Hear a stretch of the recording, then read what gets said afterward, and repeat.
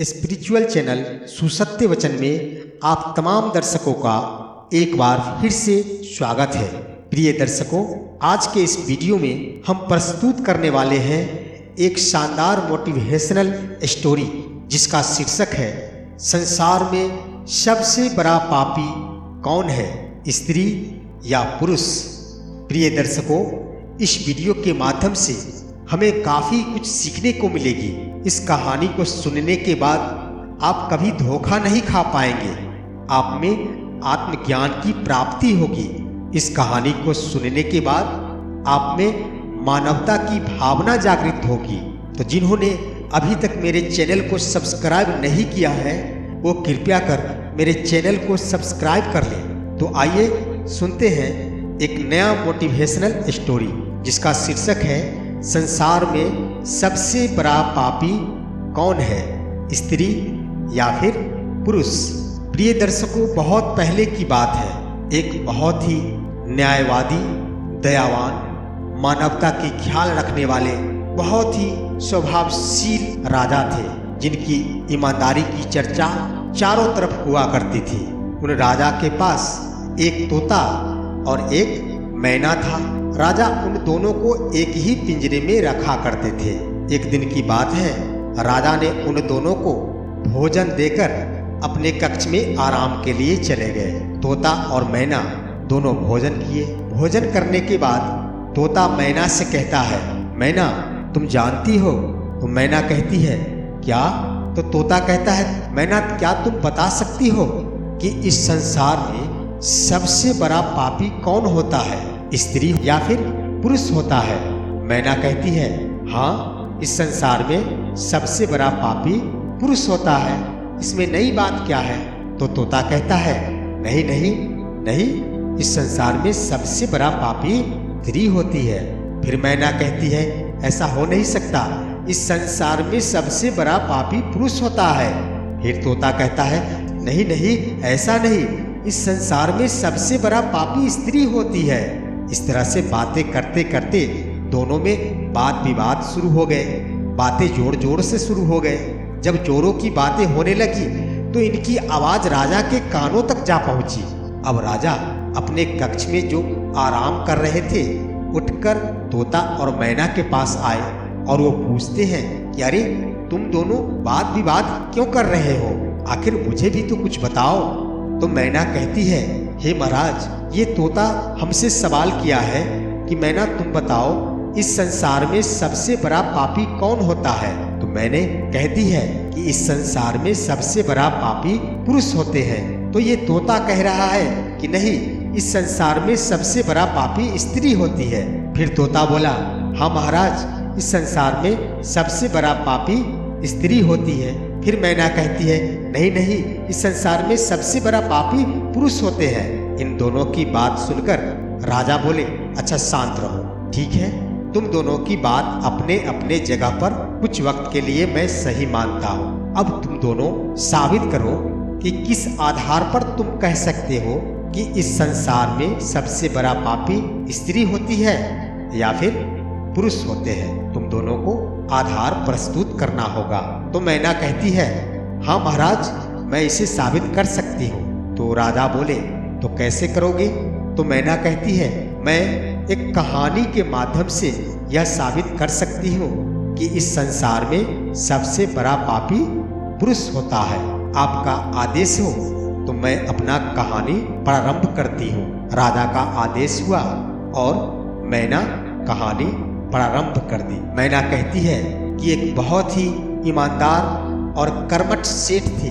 उनके पास बहुत सारी संपत्ति थी, उनके पास बहुत सारे जमीन जायदाद थे, लेकिन उनके पास मात्र एक ही संतान था, वो भी पुत्र के रूप में, जो कि बहुत ही सुंदर था।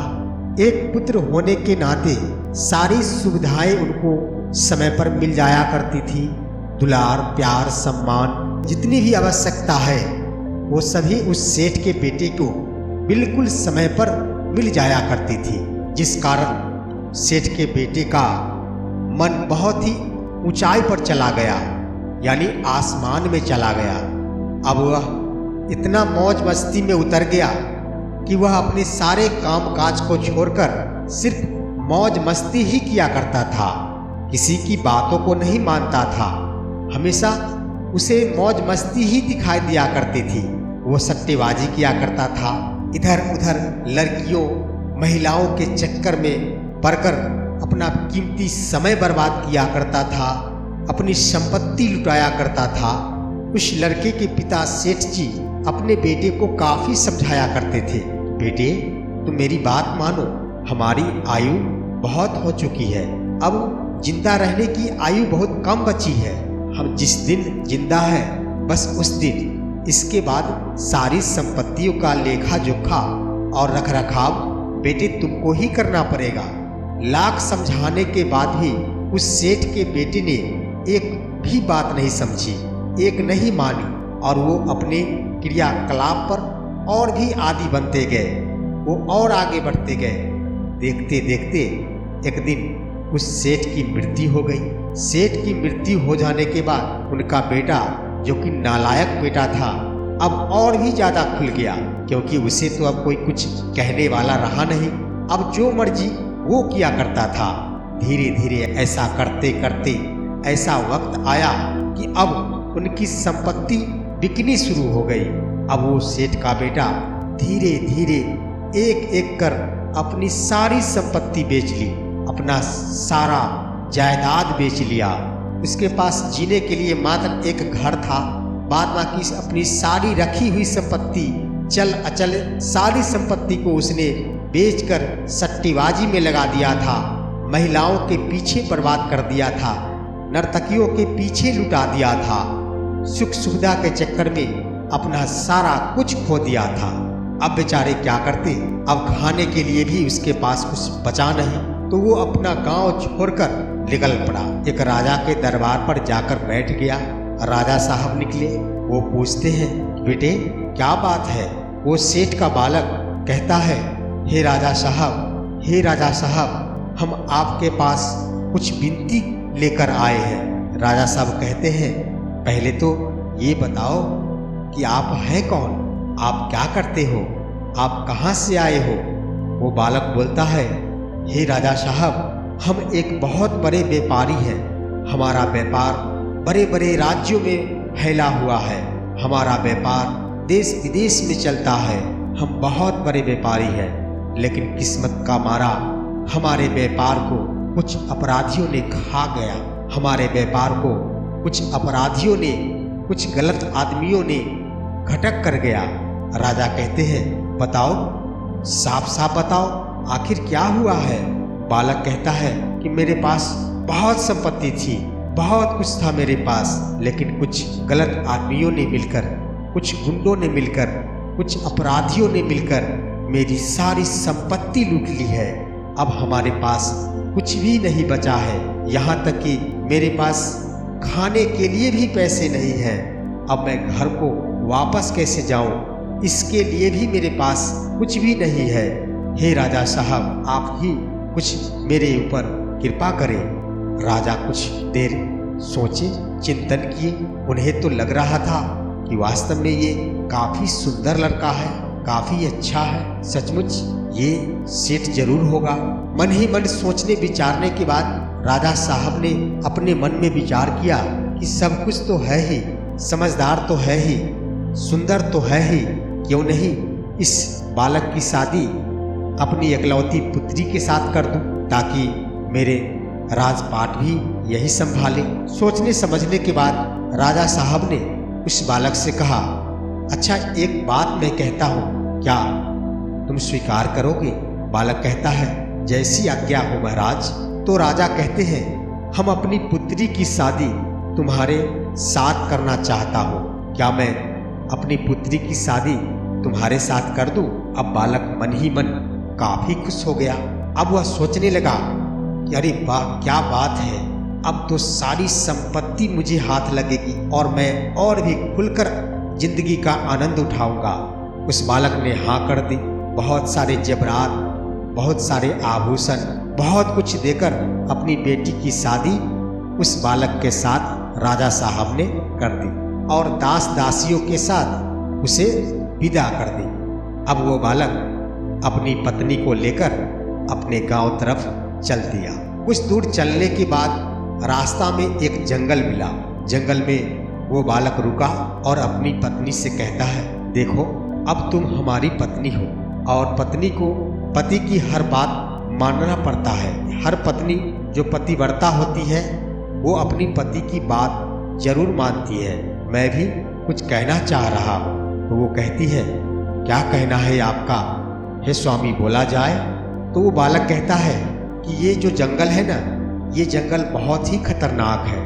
हमारी सारी संपत्ति गुंडों ने छीनकर मुझसे लूटकर इसी जंगल में भागे थे और इसी जंगल के पास हमारी सारी संपत्तियों को डाकुओं ने लूट लिया था। ये बहुत ही खतरनाक है, इसलिए आपके पास जो भी आभूषण जेवर जेवरात हैं वो कृपया कर निकाल दे और मुझे दे दे, ताकि मैं इसे सुरक्षित छुपा कर रख सकूं। अब बेचारी कन्या जो कि अपनी स्वामी की बात क्यों नहीं मानती, वही की अपनी सारे जेवरात और गहने निकालकर उस बालक को दे दी। अब वो बालक क्या करता, उसके मन में गंदा विचार शुरू हो गया। उसने अपने साथ गए सभी दास दासियों को जान से मार दिया और राजा की पुत्री यानी अपनी पत्नी को कुएं में धकेल कर वो बालक फरार हो गया। अब राजा की पुत्री कुएं में जोर जोर से चिल्लाने लगी, कोई है, बचाओ बचाओ, कोई है, मुझे बचाओ मुझे बचाओ। जब चोरों की आवाज गांव वाले के कानों तक गई, लोगों के कान खड़े हो गए। कहा, अरे ये इतनी जोरों की आवाज कहाँ से आ रही है। लोग कुएं की तरफ दौड़े। जब कुछ लोग कुएं के पास आए तो देखा कि कुएं में एक नई नवेली दुल्हन गिरी है। सभी ने मिलकर उस दुल्हन को कुएं से बाहर निकाल दिया। अब बेचारी क्या करती, अपने पापा के पास लौट कर चली गई। जब वहां लौट कर जाती है तो पापा कहते हैं, अरे बेटी तुम यहाँ क्या हुआ, तुम कैसे लौट आए, आखिर जमाई बाबू कहाँ हैं। वो बेचारी राजा की पुत्री जो कि सचमुच पतिव्रता थी, उसने अपने पापा से झूठ बोली और कही कि पिताजी, रास्ते में एक बहुत बड़ा जंगल था, उस जंगल से निकलकर कुछ गुंडे आए और सारे दास दासियों को मार दिए और सारे दास दासियों को जान से मारकर मुझे एक कुएं में धकेल दिया और वो कहाँ है वो मुझे भी पता नहीं है, वो नजर ही नहीं आ रहे हैं। लोगों ने मुझे कुएं से निकाला है, तब मैं घर तक वापस आई हूँ। राजा साहब कहे, अच्छा ठीक है बेटी, अब यही रहो, मैं पता करता हूँ आखिर जमाई बाबू कहाँ गए। अब ये बालक जो कि उस राजा के जेवर और जेवरात आभूषण से जो ऐश कर रहा था और भी जिंदगी का मजा ले रहा था, अब बेचारे और भी खुलकर जीने लगे।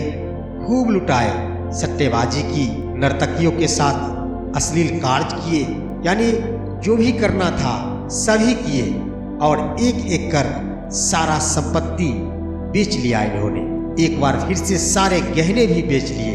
एक भी पैसा जब नहीं बचा तब उन्हें दोबारा हरकत नजर आई कि क्यों नहीं, अब चलते हैं राजा के पास और जाकर उनको संदेश देते हैं कि हे प्रभु, आप नाना बनने वाले हैं, मैं यह खुशी लेकर आया हूँ। जब वह राजा के पास पहुँचता है तो सबसे पहले उसे अपनी पत्नी का ही नजर पड़ता है। अब वह राजा की पुत्री उस बालक को कहती है कि देखिए, मैंने अपने पापा से कुछ भी नहीं बताई है, मैंने सिर्फ ये बताई है कि जंगल में कुछ गुंडों ने सभी दास दासियों को मारकर मुझे कुएं में फेंक दिया था और आपके बारे में कहती है उनका कोई अता पता नहीं है, वो हैं कहाँ गए कहाँ नहीं गए, आप भी मेरे पिताजी को ऐसा ही कहेंगे। वो बालक कहा, ठीक है, मैं ऐसा ही करूँगा और ऐसा ही कहूँगा भी। अब शाम हो गई, धीरे धीरे रात हो गई। राजा साहब ने उस बालक से पूछा। वो बालक वही सब बातें उस राजा को कहा जो उसकी पत्नी ने कही थी कहने के लिए। रात में खाना पीना खाकर अब राजा अपने शयन कक्ष में आराम करने के लिए चले गए। राजा की पुत्री भी अपने कमरे में चली गई, लेकिन ये बालक अपना नया तरकीब ढूंढता रहा। जब सभी लोग सो गए तब इसने एक तलवार निकाली और राजा की भी गर्दन काट दी और अपनी पत्नी का भी गर्दन काट दी। सारी संपत्ति को लेकर वहां से फरार हो गया। अब वो सोचा कि अब तो मैं और भी जिंदगी को खुशनुमा बनाऊंगा। तो इस तरह से मैना ने बोली, हे महाराज, मैंने अपना कहानी समाप्त कर ली। इस कहानी से यही पता चला कि इसमें एक पुरुष थे जिन्हें कई बार मौका मिला, लेकिन हर बार उन्होंने अपने पर विश्वास करने वालों के साथ छल ही किया, उसके साथ घिनौना काम ही किया। इसलिए इस संसार में सबसे बड़ा पापी पुरुष होते हैं। अब आई तोता की बारी। राजा पूछते हैं, तो तोता, तुम बताओ, तुम किस आधार पर कह सकते हो कि इस संसार में सबसे बड़ा पापी स्त्री होती है? अब तोता त्रिया चरित्र की कहानी सुनाना प्रारंभ किया। तोता ने कहा, हे महाराज, मैं भी ये साबित कर दूंगा कि इस संसार में सबसे बड़ा पापी स्त्री होती है। वो एक कहानी के माध्यम से। जब राजा की अनुमति हुई, उन्होंने त्रिया चरित्र की कहानी प्रारंभ की। त्रिया चरित्र की कहानी सुनने के बाद अंत में राजा साहब ने महसूस किया कि आखिर इस दोनों के वाद विवाद को हम ही समाप्त कर सकते हैं। और उन्होंने खुलकर कहा कि देखो, किसी भी कहानी के माध्यम से हम किसी भी व्यक्ति को इस निर्णय पर नहीं ले जा सकते हैं कि स्त्री पापी होती है या फिर पुरुष पापी होते हैं। मैं स्पष्ट कर देना चाहता हूँ कि तोता और मैना, तुम दोनों जो भी कहानी सुनाए हो, इस दोनों कहानी में विश्वास करने वाले पर ही विश्वासघात किया गया है और घिनौने हरकत किए गए हैं। तो इसके आधार पर हम यही कह सकते हैं कि इस संसार में सबसे बड़ा पापी वही होते हैं जो खुद से भी नीचे गिर जाते हैं, जो अपनी औकात से नीचे चले जाते हैं, जिनमें मानवता समाप्त हो जाती है। वही इस संसार में सबसे बड़ा पापी होता है। और या तो कोई पुरुष या फिर कोई स्त्री। तो इस तरह से राजा साहब ने यह स्पष्ट कर दिया कि इस संसार में सबसे बड़ा पापी वही होता है जो अपनी औकात से नीचे चला जाता है, जो खुद से नीचे गिर जाता है, जो मानवता को खो दिया करता है। वही इस संसार में सबसे बड़ा पापी होता है। तो प्रिय दर्शकों, ये कहानी हम सभी ने सुना और इस कहानी के माध्यम से हम सभी ने यही सीखा है कि चाहे जो कुछ भी हो, खुद को कभी खुद से गिरने नहीं देना चाहिए। अपनी औकात को कभी मिट्टी में समाहित नहीं होने देना चाहिए। हमेशा मानवता का ख्याल रखना चाहिए। तो मेरा वीडियो अच्छा लगा हो तो मेरे चैनल को सब्सक्राइब जरूर करेंगे और लाइक, शेयर, कमेंट करना ना भूलेंगे। फिर मिलते हैं अगले वीडियो में। तब तक के लिए नमस्कार।